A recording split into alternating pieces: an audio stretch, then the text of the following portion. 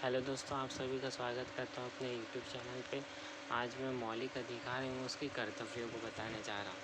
क्या होता है देखते हैं। चलो दोस्तों, कक्षा में दो छात्र छात्राएं आपस में बहस कर रही थी कि लता का कहना है कि मैं रोज़ इसी जगह पर बैठती हूँ और आज भी मैं यहीं पे बैठूँगी, परंतु तुषार कह रहा था मैं यहीं पर बैठूँगा, मुझे भी यहीं बैठने का अधिकार है। ठीक उसी समय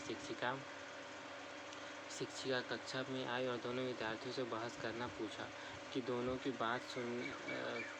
बात सुनने के बाद उन्होंने कहा, सभी विद्यार्थियों को विद्यालय में शिक्षा प्राप्त करने का समान अधिकार है। किसी के लिए कि कक्षा में बैठने के लिए कोई विशेष स्थान निश्चित नहीं किया गया, इसीलिए कोई भी विद्यार्थी कहीं पर भी बैठ सकता है। इसलिए लता तुषार के आगे और तुषार लता की स्थान पर बैठकर अध्ययन कर सकता है। मतलब क्या दोस्तों बोल रहा है कि समानता का अधिकार है और मतलब कोई भी कहीं पर बैठ कर के शिक्षा ग्रहण कर सकता है, ये इस चीज़ का कहना है। ठीक है दोस्तों, फिर आगे देखते हैं।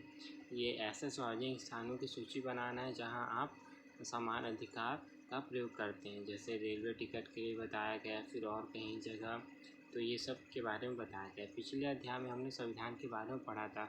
इस अध्याय में हम संविधान के द्वारा मौलिक अधिकार के बारे में पढ़ेंगे। आप देखते हैं दोस्तों, नागरिकों के मौलिक अधिकार। नागरिकों के मौलिक अधिकार कौन कौन से होते हैं? एक तो स्वतंत्रता का अधिकार, एक शोषण का अधिकार, एक समानता का अधिकार, एक धार्मिक स्वतंत्रता का अधिकार, और एक धर्म शिक्षा और एक संस्कृति और शिक्षा अधिकार, और एक संवैधानिक उपचारों का अधिकार। कितने वो मौलिक अधिकार? इसमें 6 मौलिक अधिकारों के बारे में बताया गया है। आगे देखते हैं दोस्तों, समानता का अधिकार। इस मौलिक अधिकार का अर्थ है कि देश के कानून के सामने सभी नागरिक क्या हैं?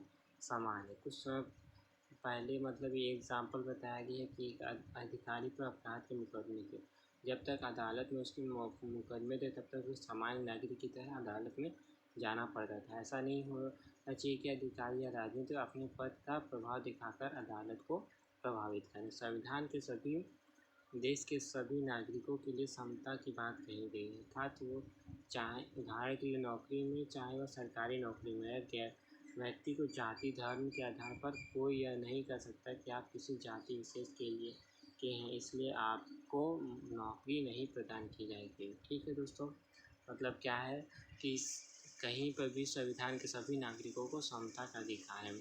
फिर संविधान में छुआछूत को कानूनी रूप में अपराध, मतलब छुआछूत, जैसे वो जाति में छुआछूत, ये सब जो रहता है इसमें कानूनी अपराध है।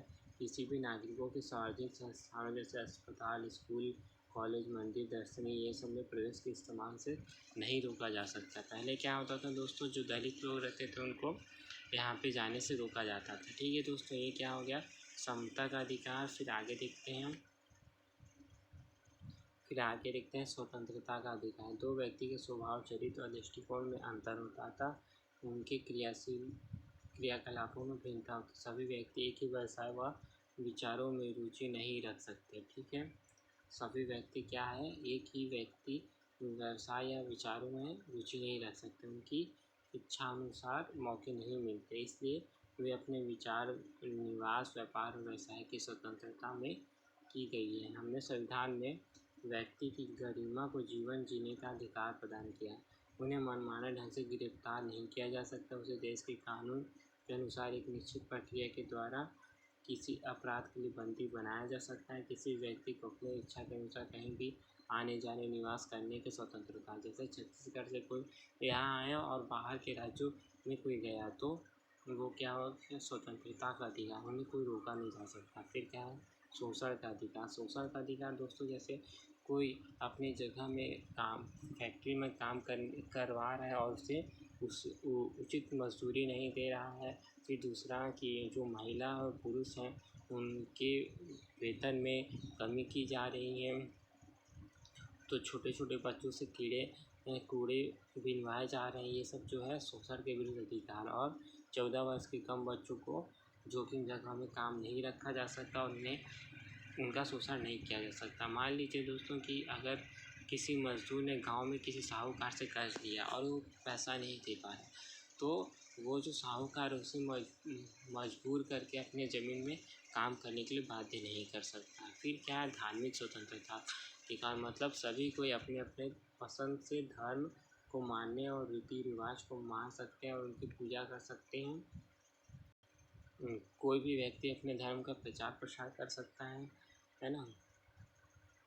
कोई भी व्यक्ति अपने धर्म का प्रचार प्रसार करके किसी धर्म को बढ़ावा नहीं, सरकार किसी धर्म को बढ़ावा नहीं दे सकती, क्योंकि भारत जो एक धर्मनिरपेक्ष राज्य है। यहाँ किसी भी धर्म को मान्यता नहीं दी गई है, सभी धर्म एक समान है।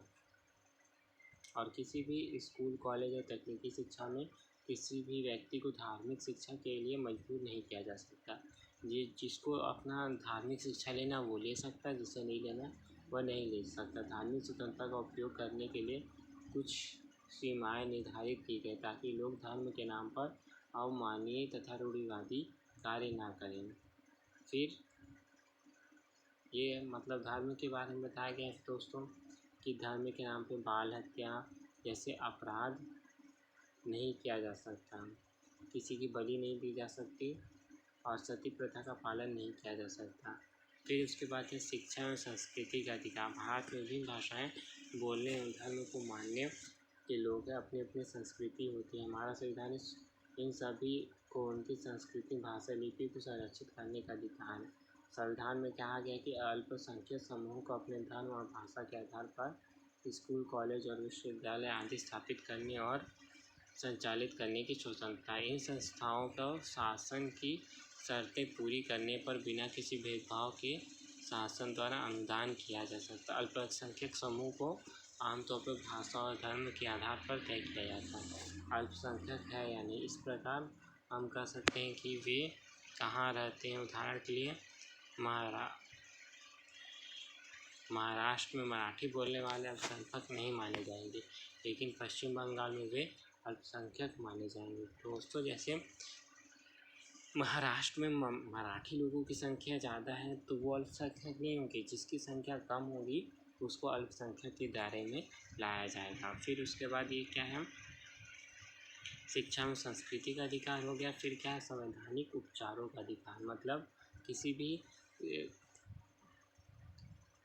भी सज़ा, किसी भी दंड के लिए एक बार सज़ा मिल सकती है, दोबारा नहीं मिल सकती। इस प्रकार के अधिकार प्रत्येक नागरिक के मौलिक अधिकारों के हनन होने पर न्यायालय जाने का अधिकार, मतलब मेरे किसी भी चीज़ का मेरे को समानता का अधिकार नहीं मिल रहा है तो मैं क्या कर सकता हूँ, न्यायालय जा सकता हूँ। न्यायालय में जाके अपना रिपोर्ट, अपने हक की मांग कर सकता हूँ। सबसे अधिक महत्वपूर्ण, क्योंकि इस अधिकार में अंतर्गत हमारे अन्य अधिकारों की रक्षा होती है। यदि लोगों के मौलिक अधिकार का हनन होता है तो उच्च न्यायालय, सर्वोच्च न्यायालय में जाने का अधिकार है। यदि लोगों के किसी समूह के अधिकारों का उल्लंघन किया जाता है तो हर प्रभावित व्यक्ति को अलग से मुकदमा दायर करने की ज़रूरत नहीं। मतलब एक ही संघ में 10 लोगों का अगर प्रभावित हो रहे हैं तो वो एक ही मुकदमा कर सकते हैं, अलग अलग करने का ज़रूरत नहीं। कोई भी व्यक्ति या संस्था लोग इस समूह की तरह से सरकार के खिलाफ मुकदमा दायर कर सकते हैं। इस प्रकार मुकदमे को जनहित याचिका या लोकहित के मुकदमा कहा जाता है।